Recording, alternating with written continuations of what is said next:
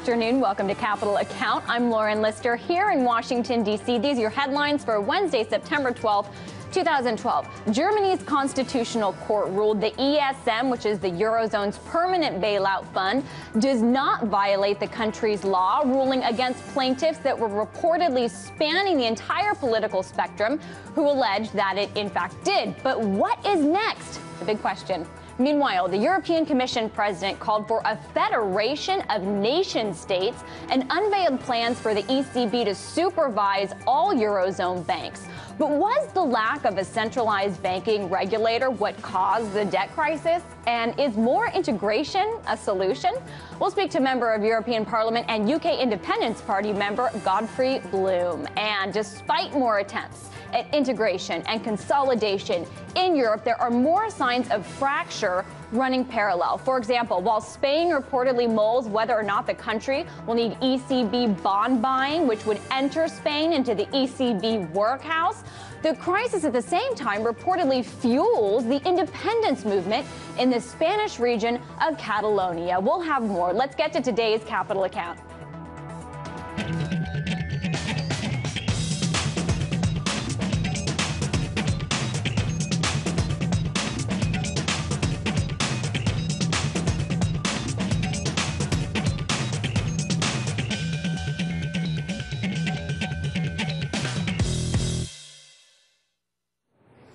Today, more hocus pocus in Europe to report. The ESM is upheld, but the decision adds a cap, reportedly making large-scale bailouts cost prohibitive. It also reinforced Bundestag veto power over activation.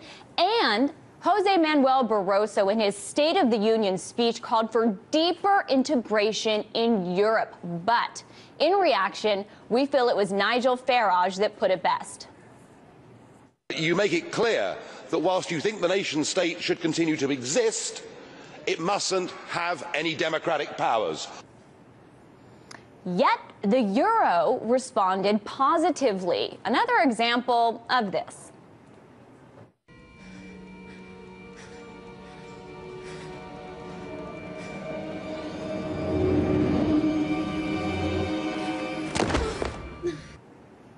And that example would be markets responding to policymakers, not fundamentals, where up has become down, left is right, and the world resembles more of a wonderland than reality. Well, earlier today, for some reality, I talked to Godfrey Bloom, member of the European Parliament and UK Independence Party member. First, I asked about the ESM ruling, which he thinks was more driven by politics than the law.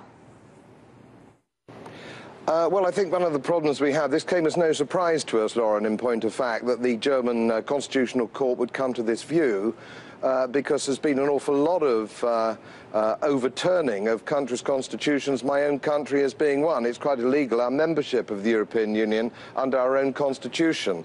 So this came as no surprise to us for this to be fudged, because we're now in a situation where a great number of the senior judges in European countries are political appointees. So, of course, he who pays the piper calls the tune. I see. Okay, so you think there's a little bit of collusion, to put it, I guess, a little bit more aggressively there. Speaking of kind of this direction towards technocracy and consolidation, in Jose Manuel Barroso's State of the Union address, in his prepared remarks, he stated, "We will need to move towards a federation of nation states." And he also said, in the age of globalization, pooled sovereignty means more power, not less. How do you interpret this statement? Is it implying that somehow, because the world has become more integrated, that super states take over the role once reserved for the nation state? Well, it's very frightening, isn't it, what he was saying? And he came out with a phrase which we thought was absolutely fabulous, which was extreme populism. Now, I'm not quite sure what extreme populism means, but I would argue that that's called democracy to you and I, and he calls it extreme populism. So we all thought that was highly amusing. But of course, what you also have to understand that there isn't the history of democracy that an American or an Englishman would understand in this place. Your democracy in America there, for example, over there where you are in Washington, goes back several hundred years. Ours goes back something like 800, as we understand it now. It's moved and advanced over those number of years. parliamentary democracy in the European Union is extremely new. We have an awful lot of countries who've just come out of the Soviet system, and of course there were a number of countries, of course, within my living memory, and I'm getting a bit old now, my living memory were in point of fact fascist. So, you know, there was Franco in Spain, there was Dr. Salazar in Portugal, so there was a fascist element. So democracy in the European Union is something which is relatively new.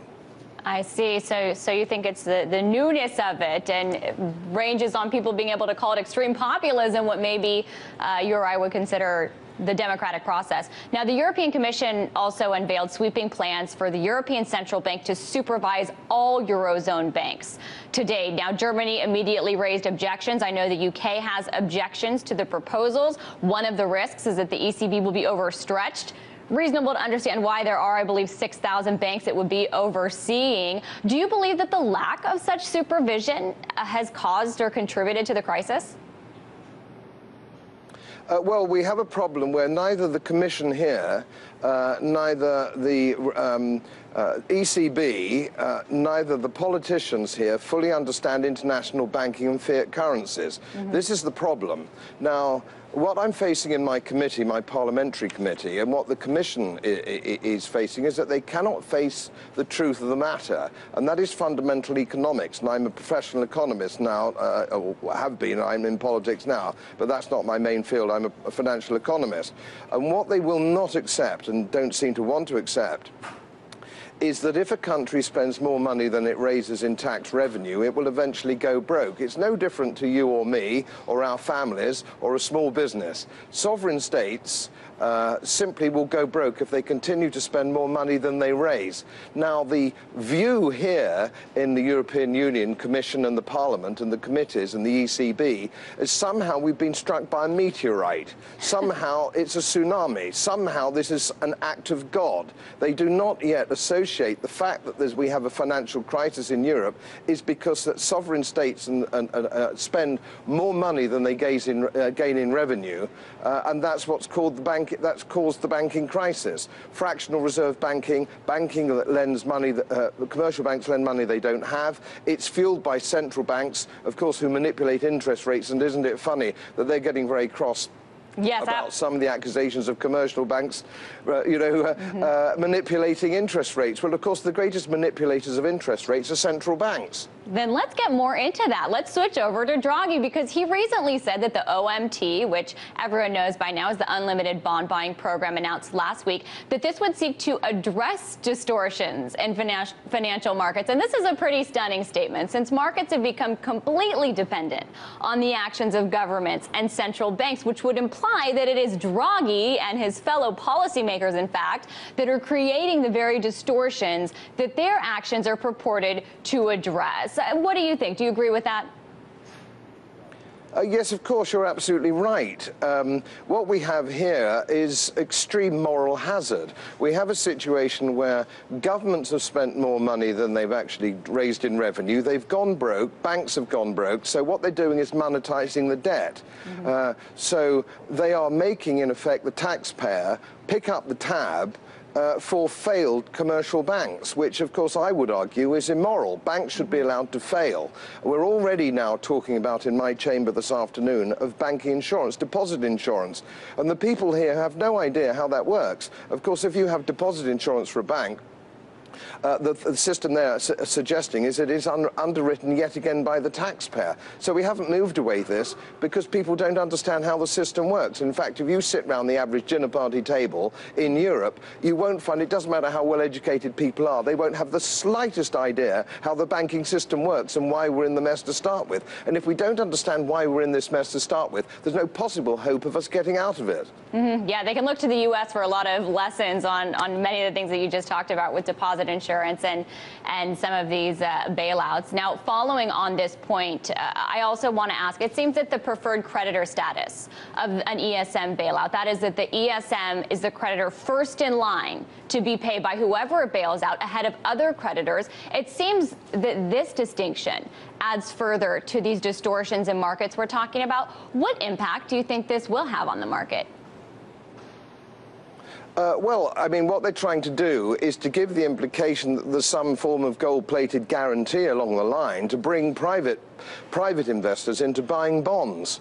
Well, they're not going to do that if the private citizens who buy bonds or private investment houses buy bonds, which are actually junk status, if they don't have at least joint status as investors. And if the ECB or any ECB agency has priority over them as creditors, they won't invest. So all that'll happen is you'll find in about 6 or 7 weeks, the market will actually understand what's going on and they'll turn their back on it. I mean, most of these sovereign debt bonds of Portugal, Greece, Ireland, Spain and Italy are verging on junk status. Well, most of them are junk status.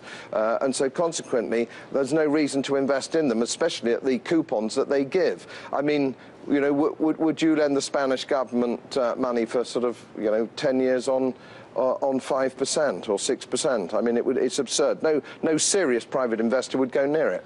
You know, that's a really interesting point. I want to touch on that on the end, but first I want to bring in the political implications, because there seems to be this similar dynamic with the market trying to break out despite the policymakers constantly trying to smooth things over, and the markets go along with it for a while, but then figure out what's going on, and then these fractures emerge. It's kind of similar politically, because with these moves towards integration in Europe, you see both moves from countries that would keep on this plan towards integration. You have Spain's prime minister, for example, indicating they're figuring out whether or not they need help from the ECB's bond buying program, which would, of course, tie them further to integration because they'd be in a so-called program. They would have certain terms they need to meet. But you also see more fractures. There's an FT story, for example, that the crisis is fueling the independence movement in the Spanish region of Catalonia. Is there a different response to integration at the federal level of these EU countries versus the region within those countries?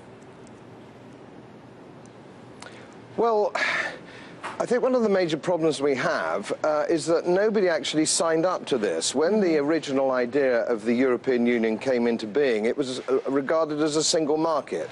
It would bring down tariffs, so it would facilitate trade. And that is what the people of the European Union have been told since its inception, or certainly since the British joined in 1972.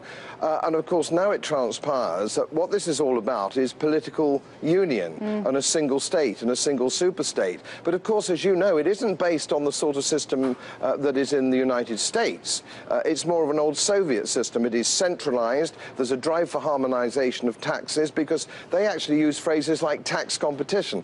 They don't understand that if politicians didn't have some of rein back on the taxes that they were allowed to raise, they would raise taxes to 120%. That's what politicians do. And so nobody's been addressed. Nobody feels they've been asked about this. And of course, we have free movement of labour, which you might argue as an Austrian libertarian might be a good idea, but it doesn't work with welfarism, Lauren. The problem is they haven't readdressed welfarism. So you have people going from the east of Europe into the west of Europe or north of Europe where the welfare systems are significantly better. And until you reform welfare, you know, you're always going to have an immigration problem because it's economic immigration and that causes disturbances to cultures. Still ahead, from economic immigration to what you could call capital immigration. Despite that trend in some debt-stricken countries, none have left the EU. So coming up, does our guest think that anyone will? But first, your closing market numbers.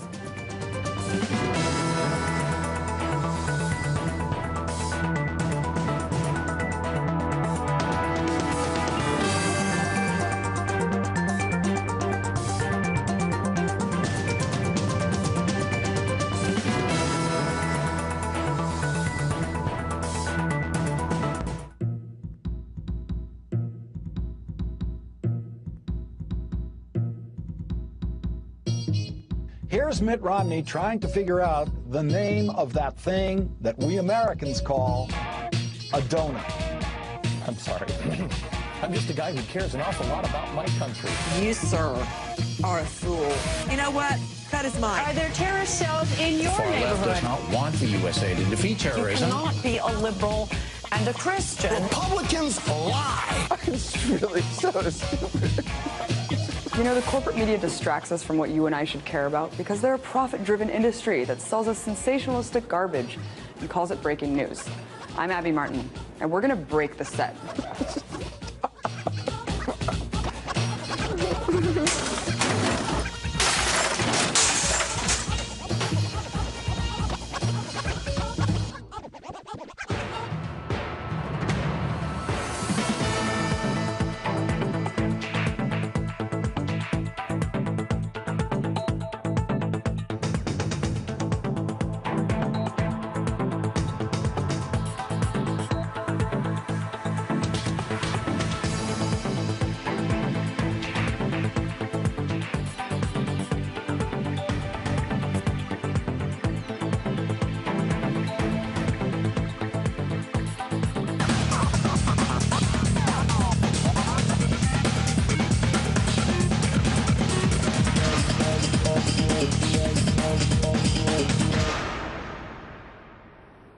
Welcome back. Before the break, our guest named the problem of economic immigration, where people move for employment within the EU. And there is also, of course, bank deposit immigration, you could call it, where we've seen bank deposits immigrate from, say, Greek banks outside of the country. Greece, of course, an example of a very debt-stricken country with a program that has put it, you could argue, on a deflationary spiral down. Now, despite this and problems like this in other countries, we haven't seen an EU exit, despite the fact that many have predicted we would see one. So I asked our guest, Godfrey Bloom, member of the European Parliament, if he's been surprised that no country has left the EU thus far.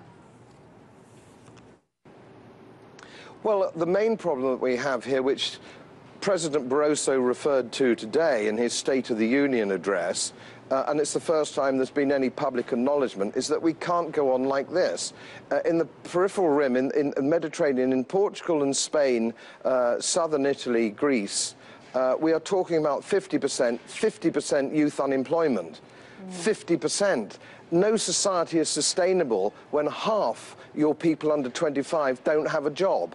And of course, the reason they don't have a job is because they have currencies which don't align, interest rates that don't align. They have completely different styles and types of economies, different cultural backgrounds, so on and so forth. So this whole thing was doomed from the start. This whole Euro system was doomed from the start.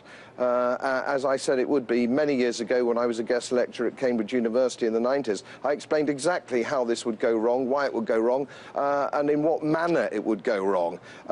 I would actually have some of the people that have forced this through, this political currency, forced it through, I would have them arraigned. I would like to see, and I've said this on Russia Today before, I would have them arraigned at a fiscal or financial court in The Hague, and I would send some of them to prison.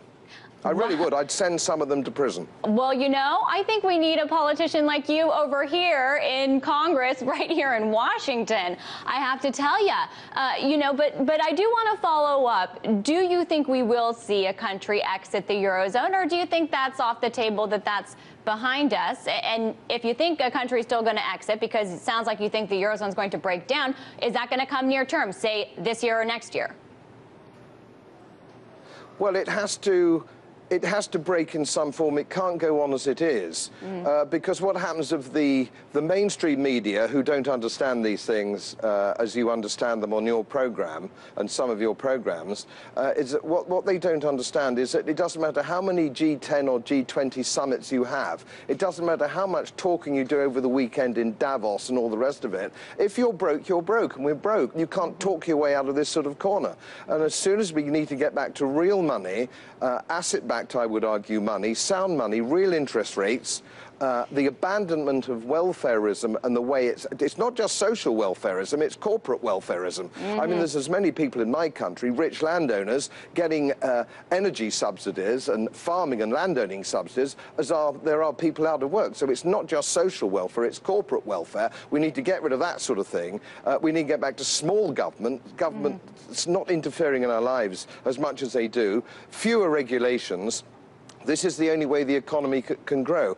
and it cannot be sustained as it's going at the moment. Of course, what may happen, the danger of these things happening, of course, as you know, is when societies break down, you get extremist politics. Right. And this is how, and if you go back to the 1930s, this is where it all started, and I can't believe that Europe's done it again, and they've done it to themselves. Okay, and we'll have to see if there is an exit, because I couldn't get you pinned down on that, but I do want to move on, because as someone who understands financial markets, and this touches on something we talked about earlier, have you been surprised by the way markets have reacted more broadly to central bank intervention, particularly in Europe? It appears traders reward currencies managed by reckless central banks rather than punishing them in the foreign exchange markets based on fundamentals. In your career as a financial professional and politician, have you ever seen markets so distorted?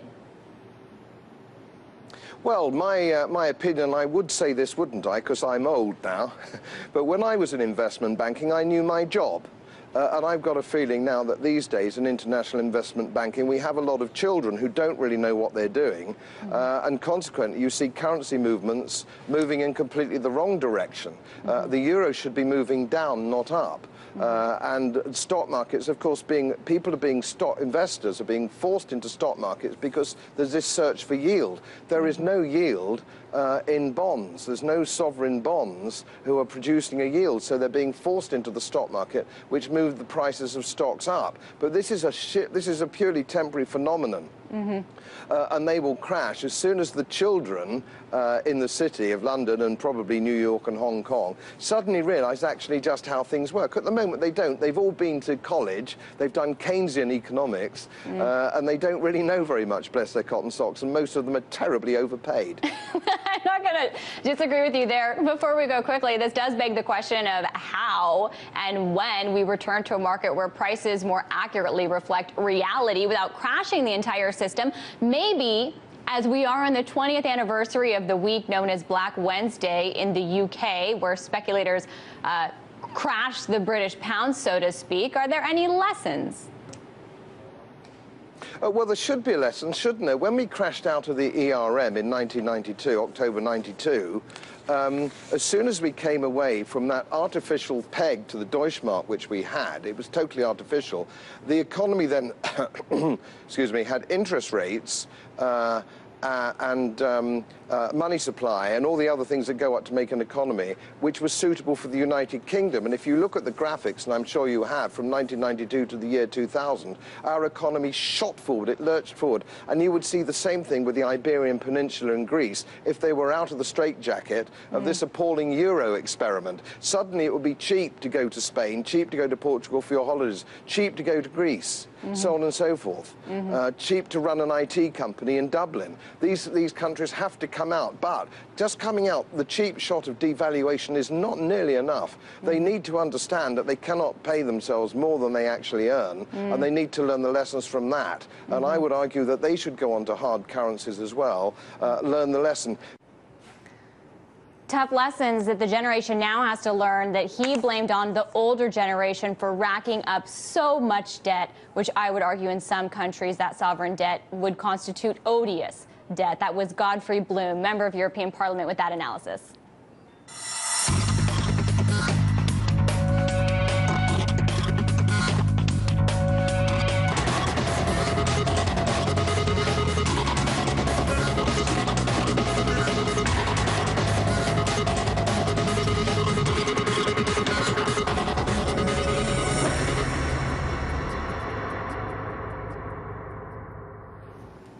Okay, let's wrap up with loose change. What do you say, Dimitri Kofinas? Because I know you're excited about this story.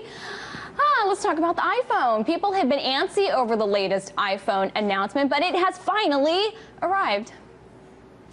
The new iPhone 5 is just 7.6 millimeters thin. That's 18% thinner than the iPhone 4S. And best of all, it's the world's thinnest smartphone.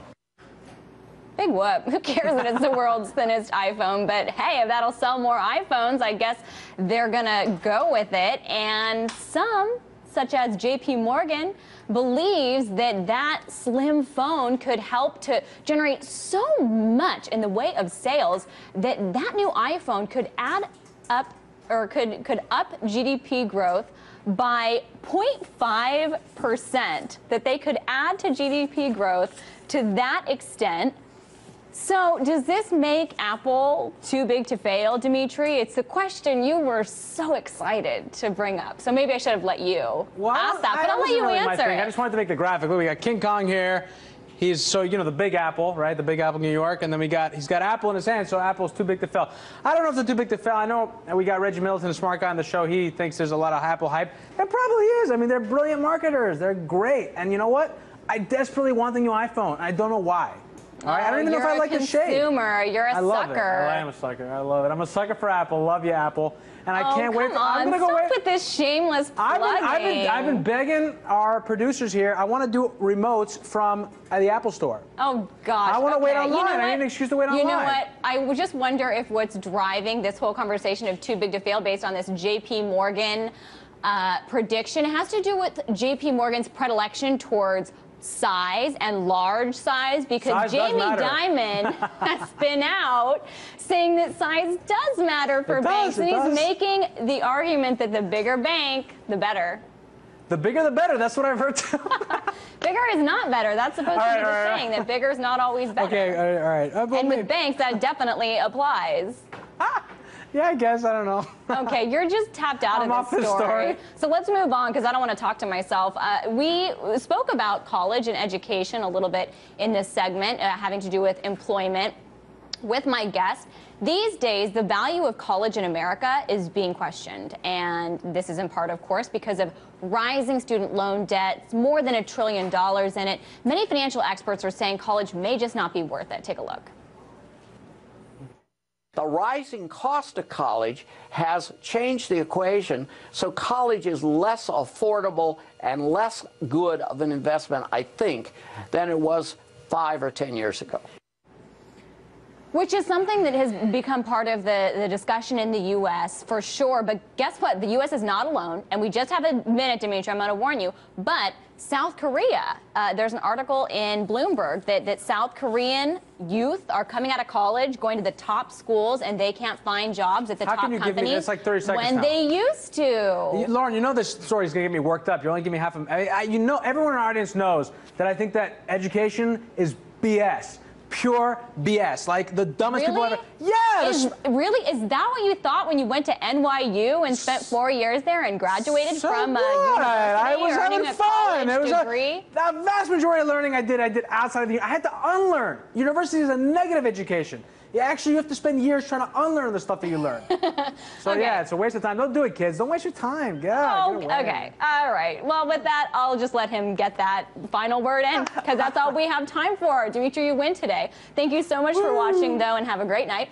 And in the meantime, you know you can follow me on Twitter at Lauren Lister. Give us feedback at youtube.com/Capital Account. Watch us in HD on Hulu. And from everyone here at Capital Account, have a great night.